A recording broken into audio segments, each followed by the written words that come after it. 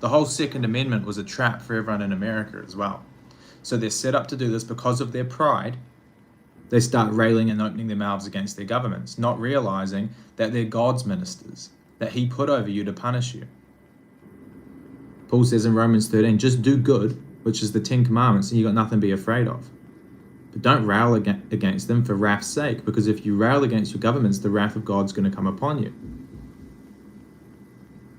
Not only for wrath's sake, but also for your own conscience sake, because you're never going to win that battle.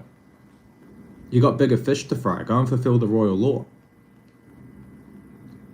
So he says, yet Michael the archangel, when contending with the devil, he disputed about the body of Moses, but did not bring against him a railing accusation. Instead, he said, Jehovah rebuke thee. Right? So even Michael the archangel knew God gives Satan a certain amount of dominion over the world.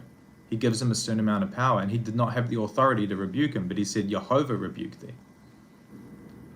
But these are mere people, speak evil of those things which they know not, but what they know naturally as brute beasts.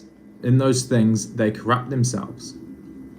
See that? So everyone thinks they're being wise and noble to protest and rail against the governments, but it's just a brute beast natural reaction that proud people have. It's worldly wisdom.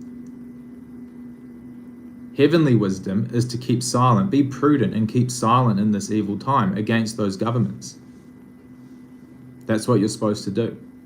You can read Romans 13 verse 1 to 7 for a more clear account of this teaching.